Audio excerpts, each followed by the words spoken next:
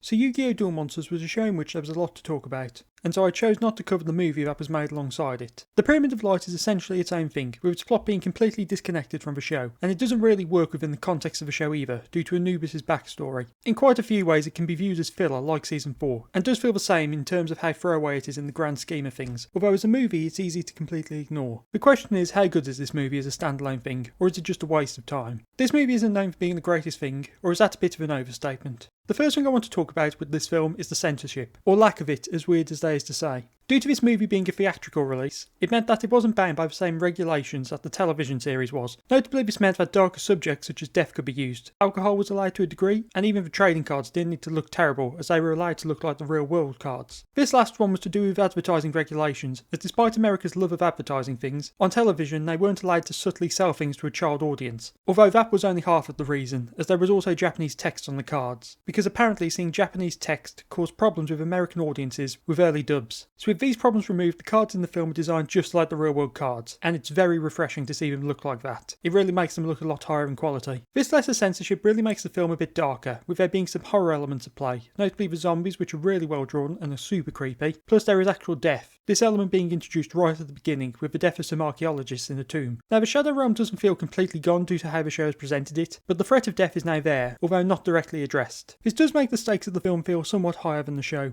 On the plot itself, it's not the greatest, as it mostly consists of Kaiba wanting to defeat Yugi, and so is used by Anubis to get his revenge against the pharaoh. This means that the initial stretch of the film is about Kaiba trying to find a way to defeat the Egyptian god cards, which includes him using simulations and dueling Pegasus of the cards that can defeat the gods. From there it's mostly a Yugi and Kaiba duel until Anubis returns towards the end. Now it is a fun duel, I can't lie, and the high quality of animation makes it look really strong, plus having the real world cards in the dub just improves it. But it's kind of a duel just to have one duel between two characters we've seen duel a few times already, which lasts most of the film. This is something which was probably worse at release, as while the film was made during Season 4, it was released in America first, and due to the dub being so far behind, it meant that the movie was released only a few weeks after Yugi and Kaiba's Battle City duel. In fact, it was released a day before Part 2 of the Yugi and Marek duel was aired, so it technically spoils the end of Battle City, as Yugi has all of the god cards in this film. The duel itself does also have a massive problem with it, as Kaiba should have won long before Anubis' arrival. This is due to Paladin of White Dragon not being counted towards Blue Eyes Shining Dragon's power boost, which would have allowed Kaiba to win. I'm assuming this was a goof when the duel was being written,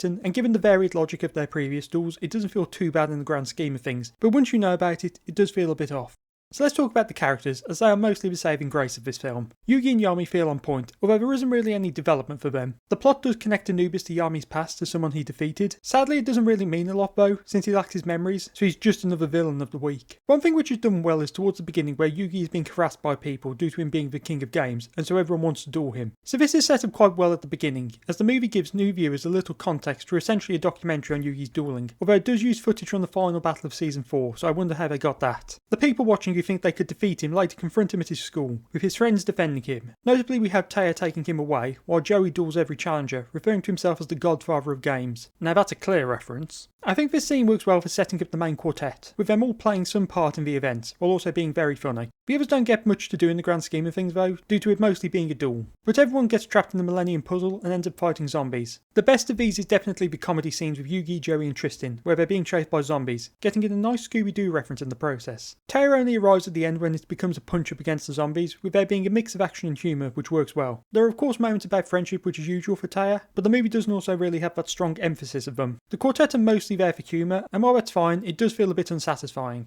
Kaiba is also on point with this film being almost entirely based around the fact that he can't accept that he isn't the best. He's in full douche mode throughout, which does make him entertaining as per usual. There isn't any growth for him because there can't be, which does make him feel quite similar to his Season 4 characterisation. While I don't like that in the context of the show, it works in a standalone film. The scenes of him trying and failing to defeat a computer version of Yugi and the god cards, and then flying to Pegasus to win the cards, are excellent scenes and really just go to show how over the top he is in the grand scheme of things. The film also features Maximilian Pegasus as a part of setting up the plot, being the one with the cards which are able to defeat the Egyptian gods. He does get a brief duel which he loses, and then is there for the events at the end. He's definitely not the most important character, but his presence is appreciated. Sadly, the villain is not very strong. Anubis is a very minor part of the plot, spending most of the movie as a force which is trying to revive itself using the life force of Yugi and Kaiba, and then duels for a few turns before losing and being completely destroyed. There is nothing to say about him, and since he doesn't matter in the grander narrative of the show, he feels far less important in Yami's history than Darts did. His plan to defeat Yami was simple enough, although kind of contrived. While giving Kaiba a card that would defeat the gods and allowing for his return makes sense, the way this happens doesn't, because he sneaks the cards into Pegasus' suitcase with the blue-eyed shining dragon. But this is completely separate to Kaiba's mission to get the cards, and so it ends up being a massive coincidence that these events happened at the same time. Although given how small of a part of the story he plays, I don't really mind. The movie after all is just a duel between Yami and Kaiba with Anubis in the background.